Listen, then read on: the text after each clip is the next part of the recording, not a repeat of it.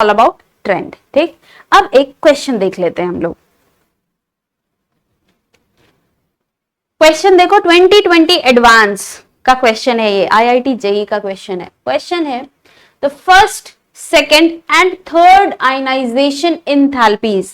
Okay, thermodynamics अगर आपको पता है तो you will know about the term enthalpy. अगर अभी आपने नहीं पढ़ा है तो इसको आप ऐसे मानना, आयनाइजेशन एनर्जी से रिलेटेड ही होता है ये टर्म एंथैल्पी। आयनाइजेशन एनर्जी की ही बात यहां हो रही है। Alright, first, second and third ionization enthalpies I1, I2 and I3। जैसे हमने E1, E2 लिया था ना, उसकी जगह यहां क्या लिया हुआ, I1, I2 and I3 of 4 atoms. 4 different atom है जिसका एटॉमिक नंबर देखो यहां गिवन है, n+1, n+2, n+3। Alright, number, atomic number given है where n is less than 10। ये ध्यान रखना, n क्या है, लेस देन 10।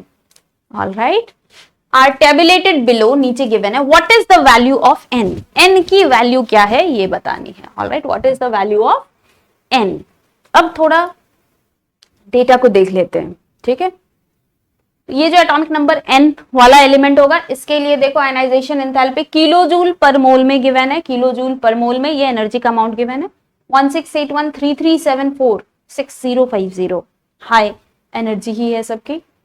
n+1 के लिए 20813952। ये तो देखो स्टार्टिंग वाला पहले से भी ज्यादा है, हाई है। राइट, ये भी हाई है, ये भी हाई है। ठीक है, n+2 के लिए देखो 496, काफी कम है इसके रेस्पेक्ट में। 496 फर्स्ट आयनाइजेशन एनर्जी बहुत कम है, 500 किलो जूल के आसपास। ऑलराइट, I2 4562, देखो फर्स्ट एंड सेकंड में डिफरेंस काफी ज्यादा आ गया। इसका मतलब ये जो एटॉमिक नंबर का एलिमेंट होगा, पहला इलेक्ट्रॉन इसका इजीली रिमूव हो जाएगा with respect to the second and third electron. That means अब एनर्जी के गैप को देख के देखो, कहां, यहाँ 500 किलो जूल पर मोल की रिक्वायरमेंट हो रही है, सेकंड वाले में 4500 हो गया ना, ऑलमोस्ट 5 टाइम्स से भी थोड़ा ज्यादा, सॉरी ऑलमोस्ट 9 टाइम्स से भी थोड़ा ज्यादा इंक्रीज हो रहा है। यहाँ पर 9 फोल्ड से भी ज्यादा इंक्रीज हो रहा है, आप ऐसे समझो।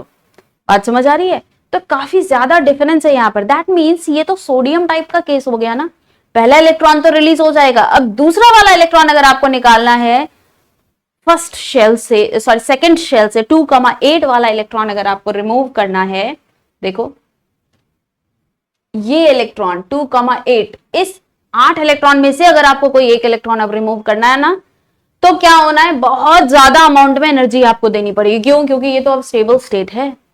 बात समझे? तो निकाल तो लोगे लेकिन एनर्जी बहुत ज्यादा देना पड़ेगा। ऑलराइट, तो इसी टाइप का केस दिख रहा है हमें। कैसे पता चला? क्योंकि यहाँ एनर्जी गैप इस दोनों में, first and second ionization energy में काफी ज्यादा गैप है।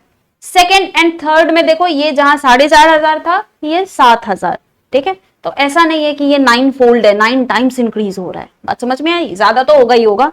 ठीक है, ये तो हमने ऑलरेडी देख लिया है कि E3 ग्रेटर होगा E2 से, वो ग्रेटर होगा E1 से। बात समझ आई? ठीक है, ये तो हर जगह ही देखो आपको दिख भी रहा होगा डेटा में। लास्ट देखते हैं, n+3 एटॉमिक नंबर के लिए 738। Okay, first ionization energy n+2 के रेस्पेक्ट में थोड़ा ज्यादा है लेकिन कंपेरेबल है। ठीक है, थोड़ा ज्यादा है बट कंपेरेबल। सेकेंड वाला 1451। ऑलराइट, इतना जितना यहाँ I1 में जितना था उससे ज्यादा है। ऑलराइट, थर्ड वाला 7733, ये देखो ये ऑलमोस्ट डबल हो रहा है, लेकिन ये तो काफी ज्यादा हो रहा है। अगेन 5 टाइम्स से भी ज्यादा हो रहा है ये। बात समझ में आई? तो I2 एंड I3 में डिफरेंस यहाँ काफी ज्यादा है। दैट मीन्स ये जो हमारा एलिमेंट आने जा रहा है, इसमें 2 इलेक्ट्रॉन तो हमारे रिलीज हो जा रहे हैं इजिली। ये डेटा देखो ना, इसके फर्स्ट आयनाइजेशन एनर्जी से भी कम है ये सेकंड वाला।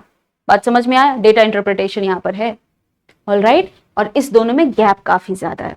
इसी गैप से हमें समझ में आ रहा है कि n+2 वाला जो एलिमेंट है ना, ये मेटल होगा जिसका आउटर मोस्ट शेल में 1 इलेक्ट्रॉन होना चाहिए। n+3 वाला भी मेटल होना चाहिए एंड उसके आउटर मोस्ट शेल में 2 इलेक्ट्रॉन होने चाहिए। Alright, okay. अच्छा, अब एक और कंडीशन क्या है, n हमारा लेस देन 10 है, 10 से कम है। 10 से कम में अगर आप मेटल देखोगे ना, 1, 2 इस तरह का, तो लिथियम आएगा, फिर सोडियम आएगा। Right, lithium and sodium. Sodium की बात करोगे तो वो n10 से ज्यादा है। सोडियम के लिए n क्या है, 11।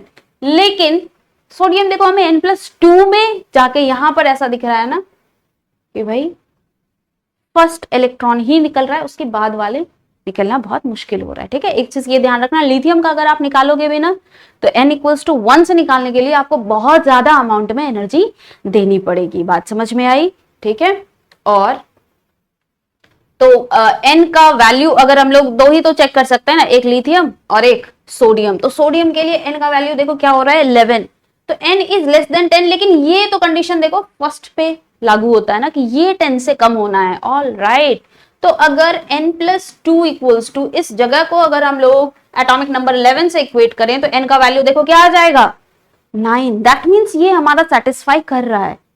ठीक है, और सोडियम के बाद मैग्नीशियम, मैग्नीशियम का बिल्कुल ऐसा ही नेचर होता है। बात समझ में आई? ये इसी तरह का काम करता है। एक और चीज यहाँ पे आपको थोड़ा सा ध्यान आ रहा होगा, अगर किसी बच्चे को कंफ्यूजन आ रही है कि भाई यहाँ पर हमारा लिथियम भी तो हो सकता है, तो सबसे पहला जो एलिमेंट होता है ना, ग्रुप 2 के जो एलिमेंट होते हैं वो डायगोनल रिलेशनशिप शो करते हैं, अगर आपको ध्यान होगा तो। बात समझ में आई? वो रिप्रेजेंट नहीं करते अपने सारे के सारे बाकी ग्रुप मेंबर्स को। क्यों? क्योंकि उनकी साइज बहुत कम होती है, उनका जो चार्ज होता है, डेंसिटी अगर आप बोलो तो वो काफी ज्यादा आ जाता है। बात समझ में आई? ठीक है, तो चार्ज टू रेडियस रेशियो उनका जो होता है वो डिफरेंट आ जाता है बाकी ग्रुप मेंबर के रेस्पेक्ट में। ठीक है, तो यहां पर ज्यादा सही आंसर हमारा कौन सा होगा? N=9, क्योंकि ये सोडियम और मैग्नीशियम अगर आप देख रहे हो तो ये हो जाना है हमारा नियॉन, ये हो जाना है हमारा नियॉन से पहले। नियॉन से पहले क्या होना है? फ्लोरीन। बात समझे? ठीक है, अब ये अगर आप लिथियम के लिए देखोगे तो भाई उसमें सेकंड एंड थर्ड निकालोगे ही क्या, उतने सारे तो है ही नहीं इलेक्ट्रॉन, तो कैसे निकालोगे? बात समझ में आई? तो अपने आप ही सारा कुछ आपका क्लियर आउट हो जाएगा। तो देखो यहाँ पर बस डेटा इंटरप्रिटेशन करना था और आपका आंसर आपके सामने आना था। ठीक है, ऑल राइट। ऐसे ही और क्वेश्चन के साथ, कंसेप्ट के साथ मैं आपको नेक्स्ट वीडियो में मिलूंगी। Thank you so much.